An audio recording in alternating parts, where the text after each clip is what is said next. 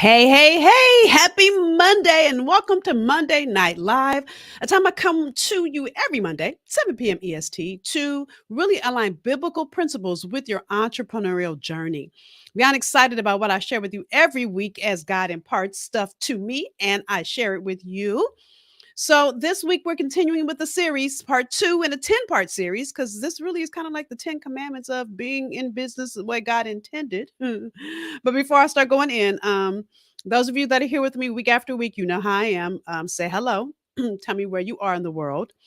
If this is good to you, do me a favor. Hey, Carol, I'm excited you're always here. I love it, girl, here week after week. Do me a favor and like the video if you like what I'm sharing. In addition to, I'm going to ask you to share it. The reason I'm asking you to like it is because it stays in my feed and other people see this. Not because I'm trying to grow my following. I'm not. But because I'm trying to be obedient to my own calling, to do the thing God crafted and created me to do. And that means to impart wisdom and insight and tools to all of you. All right. So, with that, again, I am continuing in a series I started last week called Master the Marketplace. And if you've ever been around me, you know that I always tell you that you've got to master four systems if you're going to have a profitable business. Hi, Sabrina and DC. I love it. I love it. I love it. So, listen. You've got to master four areas if you want to have a profitable service-based business. My product-based people, there's probably a couple other systems that you need, but my expertise is really for those of you that have service-based businesses. You know, your coach, your consultant, you sell your intellectual property, whether it's to consult with big companies or coaching individuals or anywhere in between. This insight is for you. Okay. So, and by the way, that's not a typo. I said that last week. I'm gonna say it every week. Tribe building is on there because that is the most important part. But what most people don't realize, in addition to all of these things that so many people already know, you also need to understand that all those things are in an atmosphere. And if you're not mindful, listen, do you know why? Do you know why the weather is so important to a pilot? Because if the weather is not calm, it could pull the entire plane down. What do you think that means for you and your business? If the atmosphere is not conducive to you producing, is not conducive to you doing the thing that God crafted and created you to do, then your business will crash, just like a plane. Mhm. So just like weather, the atmosphere is important to a pilot. You are a pilot of your purpose. Come on, somebody. That just jumped in my head. And when I get excited, that means that God jumped threw that in my head, right? So you are driving your purpose every day. You've got to be clear on the atmosphere your purpose sits in. That's our conversation for this series. Okay. So again, we're talking about the 10 commandments, doing business the way God intended. So keep in mind when Moses came down that mountain with the 10 commandments. Those of you that don't know that story, go read it. The commandments are a general rule intended to regulate behavior or thought. So what's interesting is that entrepreneurs, do we ever stop long enough to really think about what's regulating our behavior or our thought? Okay. So last week, if you missed part one is you must say yes to your calling. I'm going to encourage you to go back and watch it if you missed it. You see it scrolling there at the bottom of my screen on my YouTube channel, nrjnetwork.com. And why am I going to encourage you to watch it? Because those of you that know me, you know the way I teach, one builds on the next. So you're going to need number one to understand number two. So if you missed number one, I'm going to encourage you to go back and watch it because I might touch it a little bit today because what I'm talking about today does relate. But remember, I told you one builds on the next, right? So again, if you missed last week's episode, go back and watch it on nrjnetwork.com. That's my YouTube channel if you haven't figured that out, right? So as I get ready to get started to talk to you about number two, if when I'm sharing you have questions, post them because I am looking at the chat. Those of you that are here live, especially. If I'm stepping on your toes, I want to know that. If it's good, I want to know that too. Listen, I'm here for y'all. And so I want to hear from you. The only way I can hear from you is your comments. All right. So let's get started with number two. Commandment number two is what? Number two is get comfortable with being uncomfortable. You've got to get comfortable with being uncomfortable. I don't know who told anybody that entrepreneurship was going to be easy. See, what you have to understand is, listen, in life in general, change is inevitable. By the way, you guys will see me looking down in my notes. Why? Because I could talk about this for the next 3 hours, and my goal is to be here for 30 minutes. I see more of you are joining, so say hello. As my grandmother would say, don't walk in this house and not speak. Well, you're in my virtual studio, so at least tell me, hey, girl, right? Change is inevitable. change in life. And change is not comfortable. Think about it. Think about your school journey. Think about when you went from kindergarten to elementary school, if you can remember back then. Okay, I can't remember back then. So let's say from junior high, hi Anisha, to high school. Do you remember how comfortable it was to go from junior high to high school? Were you like me? Were you like me, scared of the first day of school, anticipating, am I gonna like it? Are people gonna like me? Is my outfit gonna be cute enough while I wear uniforms? I would have to worry about that. Or the anticipation of the new thing you were going into because it was something you had never done before. So junior high and high school, totally different. Even from high school to college, those of you that attended college, even though I say, can I tell you, when I went to grad school, and it was a big period of time between undergrad and grad school for me. I remember telling people telling me, well, you know, they use laptops now.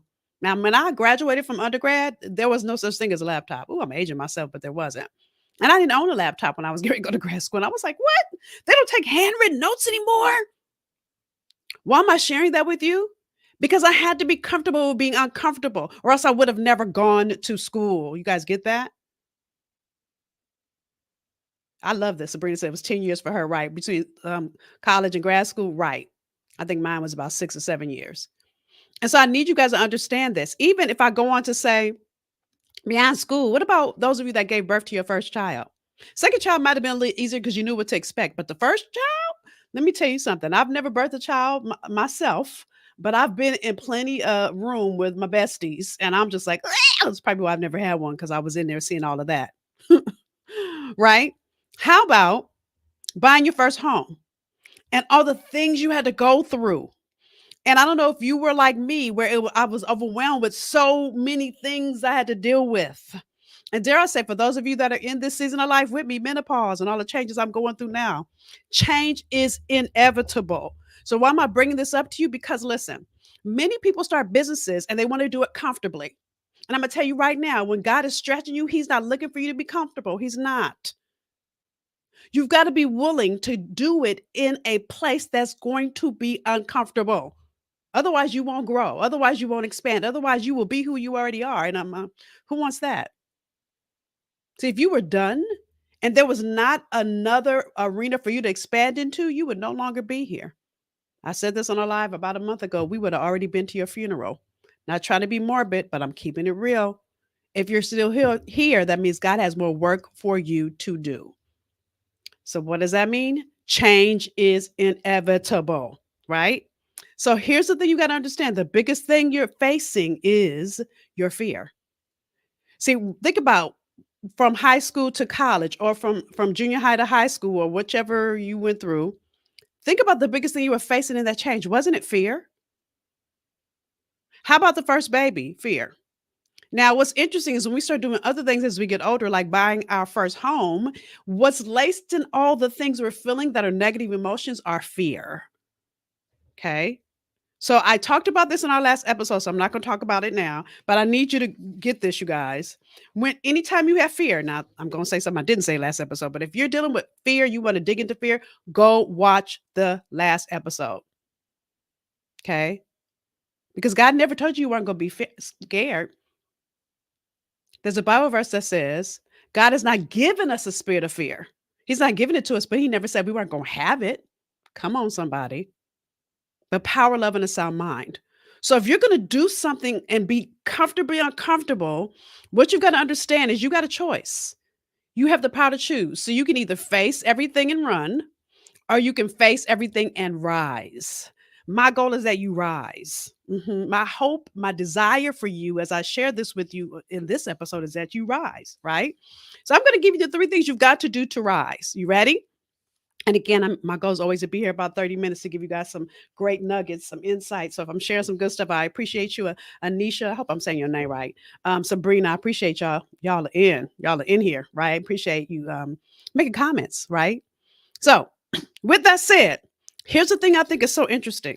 Number one, you got to take risks. Can I tell you the biggest lesson I learned in my business in a moment where I was a complete failure? My business was, listen, I'm not going to tell my whole story. Many of you have heard it. At a time when my business was only generating $13,000 a year, can I tell you why my business wasn't generating any money? Because I was only doing what I felt comfortable doing. I wasn't willing to go out on the ledge and take a risk. In the moment when I said, okay, I'm gonna risk it all to gain it all. Lord, if this is really you, okay, I'm gonna trust you and take a risk. I heard a coach that cost 30,000. Hello, I told you I only made 13. Now, by the way, I had a daytime job because you can't eat on $13,000. It took a risk. Was I scared? Heck yes. But I knew God was bigger than my fear. I faced everything and I decided to rise. But I had to do it in that place of risk. You get that? So here's what you want to ask yourself when you are faced with a risk. Oh, sorry, before I say that. Blessed are those who have not seen and yet have believed. Blessed are those who have not seen and yet have believed. Again, in entrepreneurship, so many people want to be comfortable. They want to see exactly what they're going to do. They want to see the exact money in their bank account. God doesn't function like that. He wants to see if you trust him. Mhm. Many times, listen, here's what I know from my own entrepreneurial journey. God is not looking at your bank account. He's not looking at how many friends you have. He's not looking at your resume, your bio, what experience you've had. He's not looking at any of that. He doesn't care. He's checking your faith. And this place of risk is bumping up against your faith. Will you trust God despite the fact that you cannot see? Mhm. So here's what I want you to really think about when you're taking risks. There's two things you've got to ask yourself. Number one, what are you avoiding? Are you avoiding not being comfortable? Are you avoiding because you're afraid to do it? What are you avoiding and why are you avoiding it? When you get clear about what it is, then you can rise above it, y'all. You can then approach. Do you get that? So I I'm stepping on your toes. Anisha said I'm stepping on her toes. I love it. I love it. Let me tell you why. Let me tell you why I'm saying all of these things. I don't love that I'm stepping on your toes, but I love it because that means that I'm right here with you. Why? Because I realized all the years I was avoiding, I failed in my business for 17 years because I kept avoiding instead of approaching. And when you realize the deficit that's there, what you do is you get a coach or you get help or you get clear on where you are in deficit. So you want to take calculated risks. You want to really get clear on what you're avoiding, why you're avoiding it, and what you need so you can approach it. Y'all see the difference there? hmm So that's number one. You've got to take a risk. If you're going to be comfortably uncomfortable, you've got to take risks. Okay. Yeah, because you're going to have to be comfortably uncomfortable. Here's my second one. This is my favorite one, I think. You must have grace under pressure. Okay. Now, what do I mean by that? Now, there's a quote by Winston Churchill that says, there comes I think it's supposed to say comes a time. There comes in their lifetime. That's anyway. There comes in their lifetime a special moment when they are figuratively tapped on the shoulder and offered the chance to do a very special thing, unique to them and fitted to their talents. What a tragedy if that moment finds them unprepared or unqualified for that which could have been their finest hour. Now, here's my friendly edit on this. What a tragedy if that moment finds them unfaithful or not willing to trust God, or not willing to do it afraid, or not willing to take a risk, that which could have been their finest hour. Think about anybody you greatly admire and all the things they've had to do afraid. Think about it. Think about how they had to listen. There's nobody that I know that has done anything great that hasn't had to do it and have grace under pressure. Had Will Smith had grace under pressure last year during the Grammys, uh-oh. He would not have got up and slapped Chris Rock. So here's what I always suggest is again, when you're looking at what are you avoiding and what are you approaching, sometimes we're avoiding the negative emotions that are brewing in us. When we don't deal with them, they just grow bigger.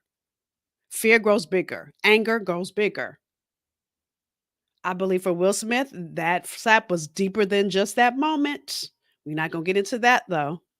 But do you understand what I'm saying to you? Is learning to have grace under pressure. So here's my example for you here. It's Joseph in the Bible. I'm not going to read his whole story. I'm going to give you the Cliff Note version. You can find his whole story in Genesis 37 through 50, chapters 37 through 50. Okay. So here's my Cliff Note version of Joseph. Sorry, I meant to take the slide off.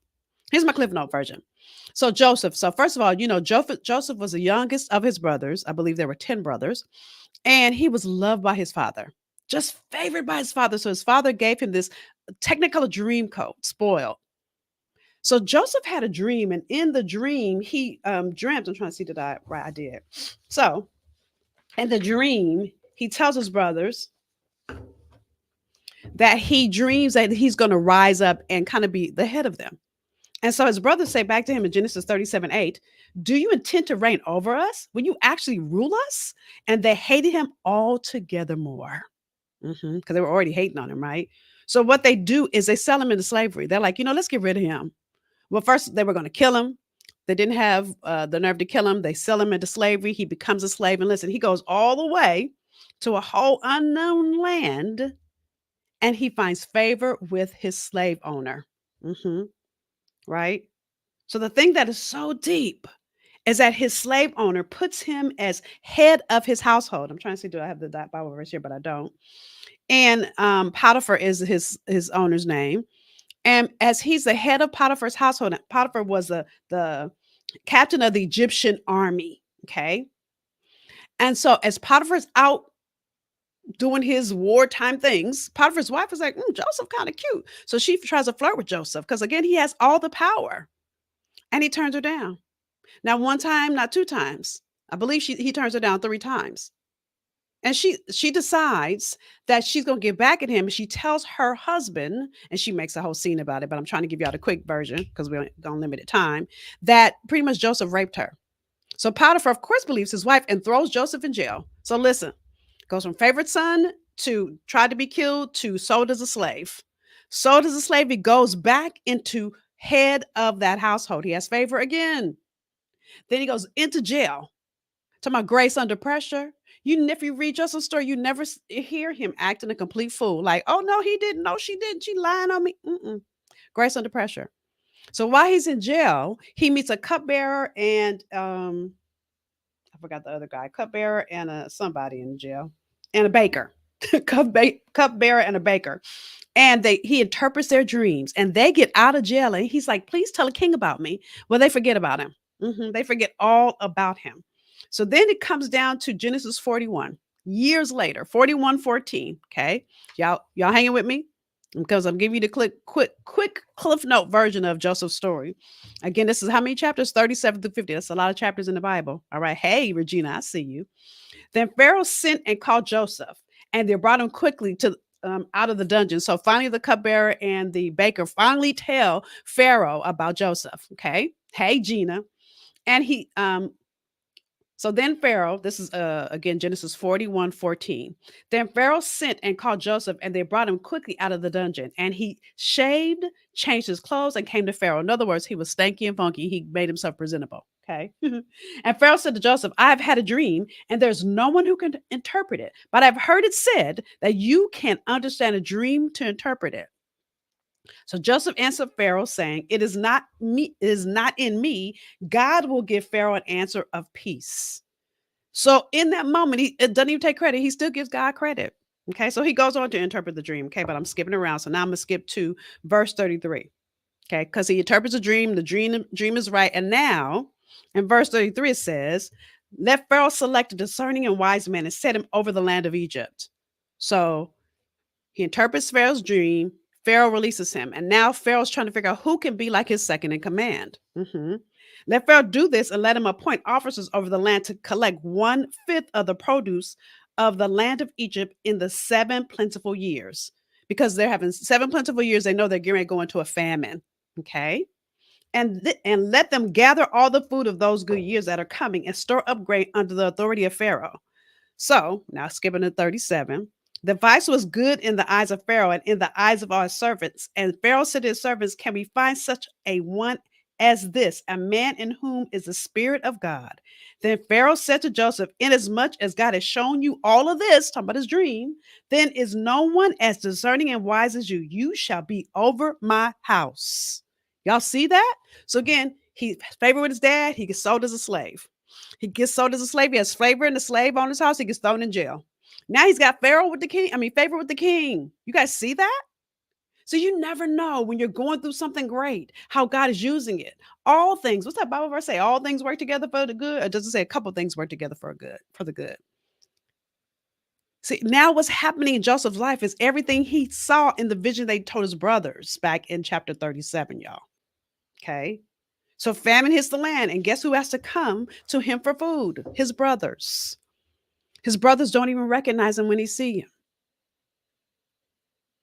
And yet Joseph not only gives them food, he spares their life, he could kill them, but he says back to them when they're like, oh my God, I'm so sorry. He says, and this is chapter 50, verse 20. But as for you, you meant evil against me, but God meant it for good in order to bring it about as it is this day to save many people alive.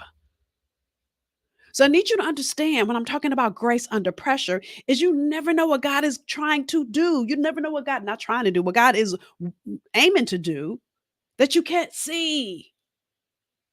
But if you could just have the grace enough, be humble enough, and persevere enough, and not give up enough. See, what I've learned in my own journeys when I'm going through something really, really hard, God is stretching me and growing me. And I see so many people give up because it gets too hard. God never said the world was going to be easy. But I've seen how I have grown in every moment of challenge, just like Joseph did, obviously. And then he was a second in command. So great does not happen in easy, doesn't. Doesn't. Which leads us to our third point. You must choose your conviction over your comfort. If you've been around me, you know one of my favorite sayings I always say is your comfort and your conviction can never coexist. It can't, right? So here are a couple Bible verses that speak to Joseph and speak to this, speak to risking it all, speak to you having grace under pressure and choosing your conviction over your comfort.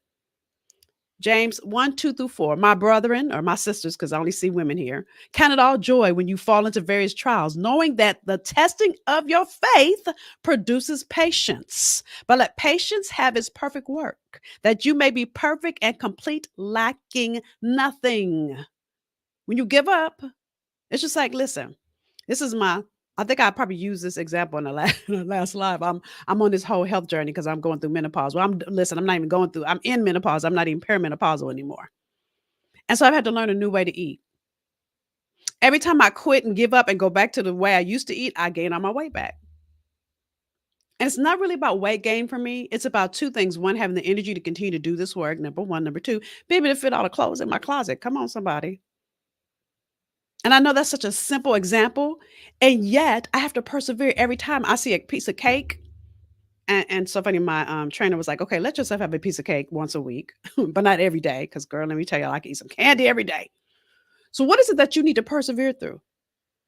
What is it that you need to not give up on when it comes to your business, when it comes to your brilliance? What is it that you keep wanting to play small and sit in comfort? That God is keeps stirring up opportunity for you to grow past it, and yet you stay uncomfortable, not willing to take the risk. Another Bible verse here. We also glory in tribulations, knowing that tribulation produces perseverance, and perseverance, character, and character, hope. Now, hope does not disappoint because the love of God has been poured out in our hearts by the Holy Spirit who is given to us. So, with that, I'm going to give you a couple of examples of women who have had grace under pressure, who have had to do it afraid, who have had to be comfortably uncomfortable. First one, Susie Orman. Now, if you've heard of Susie, you know she's a financial expert. So, did you know that she grew up with a speech impediment? And then she went from there to in her 30s being a waitress, only making $400 a month. $400, y'all. That's nothing. Can you live on $400 a month? I know I couldn't. Hmm. She went from barely scraping by to becoming a financial advisor for Merrill Lynch, and the rest is history. But has she given up on the fact that, listen, she made it for only $400 a month? She took her knowledge of that little bit of money, see, all things work together for the good. And when she began to add that to her financial knowledge she was learning at Merrill Lynch, she became, hello, Susie Orman, right? Another example is Sherry Shepherd, one of my favorite shows, by the way. So she grew up dreaming of having her own TV show. And first, she was a struggling comic for years. And if you ever hear Sherry's story, I promise you, I feel like every comic has lived on somebody's couch or lived in their car or gone through some things. But she went from a struggling comic to then getting hired on The View to then getting fired from The View. But again, grace under pressure. She didn't go on a bunch of TV shows, and people do this, y'all. And she talked about how badly the people on The View were because she got fired. She never did that. She was graceful. Last example, Sarah Jakes Roberts. Those of you that don't know Sarah Jakes Roberts, she's T.D. Jakes, Bishop T.D. Jakes' daughter. She was pregnant at age 13. So can you imagine what it must have been like to be her in church, big one of the big mega pastors, and you pregnant at 13? But her father never shunned her out. And she never gave up on herself. Now she has some valleys, but she's used all of it to literally create woman evolve. So you never know what is on the other side of your complacence. You never know what's on the other side of God making you uncomfortable. Many times, listen, you're wanting it to be comfortable. When you start realizing all the people that need you and your ability to stay uncomfortable and do what it takes to do the thing that God has crafted and created you to do will bless all the people that need you. Have you thought about that? So it will take you being comfortably uncomfortable. If you're going to be an entrepreneur, if you're going to grow a business, if you're going to be the answer that God created you to be in this world. Mhm. So I want to leave you with this. Are you being complacent with what God has gifted you with or what God has gifted you to do because you're choosing comfort over your conviction? Are you being complacent because you're choosing comfort instead of saying, listen, Lord, no matter what, I'll be like Joseph. I'll be like David. Listen, the Bible is most of the people in the Bible, most of the Bible stories are about people having to go through something to get to their promise. See, God birthed you with a promise just the same. Nobody's more special than you. All of us are God's favorite. And so, just the same, there is a promise attached to your purpose. The question is, will you do what it takes? Are you going to do only what's easy? Are you going to look for convenient? Are you going to look for comfortable? Or will you push past who you already are, become a version of you that you have not become yet? That's our conversation here, y'all. All right. So, with that said, that's number two. You got to be comfortably uncomfortable. What's interesting is as soon as I get comfortable, I start thinking, I'm about to stretch. And sure enough, God always has another level for me to climb, right? I love this. Regina says, I was avoiding being not good enough or able to move in the spaces I will be in. Listen, I love that you said that because that's the thing I marvel at God is he never takes us to a place that we think that we are enough in. I believe he does that so that we have to lean completely on him. See, if we were fit, look, we'd be feeling ourselves. If he didn't put us in a place where we felt like, I don't know if I could do this, and people might talk about me, and just think about Mary. When the angel came to Mary and said, "You are pregnant," and she had never given birth, you know how many people talked about Mary? Think about the examples I just gave you, especially Sarah Jakes. All the people in that church talking about Sarah Jakes, and yet she was coming to church with her child. Then got married. That marriage didn't work out. Had to come to church with two children, and now she's divorced. Yet through all of it, never stopped. Never stopped. So again, taking time to really look at what are you avoiding and what can you accomplish. If you took what you were avoiding, learned what you needed in that place, and then pushed yourself into your excellence. That's our conversation. And so, Regina, you're my client, so we have a call tonight. So bring it to our call. I love these kind of conversations because this is stuff we talk about in the takeoff with my clients. Is this exact stuff that's keeping you on the ground when God wants you to take off. But you know, if your baggage is too heavy, you will stay on the ground. So let's get this baggage dissipated. Let's remove every obstacle that can keep you at. Listen, the enemy comes to steal, kill, and destroy. He wants you to stay small. He wants you to stay in comfort. He wants you not to push past. He wants you not to grow. He wants you not to do the thing God crafted and created you to do. Hit the atmosphere, the things that he throws in your atmosphere are totally to throw you off. That's his game plan. And what I say to that, not on my watch. We're not going to let that happen. Exact reason I'm doing this series. So with that said, yeah, that was part two. If you found value in what I shared tonight, if you came in late, go on back, watch the replay, right? But number one, tell me value you got out of today. Two more things I'm going to ask you to do. Like this video if you got value, and I'm asking you to like it so that it stays in the feed so other people that need this insight will get it as well. And then share it. If you know a woman in your tribe that you know needs this, share it. so that others too may get the insight they need to live as the highest and best version of who God created them to be. All right, so I'll be back next Monday with part 3 as we continue in this series, Master the Marketplace. I will see y'all next Monday. Bye, y'all.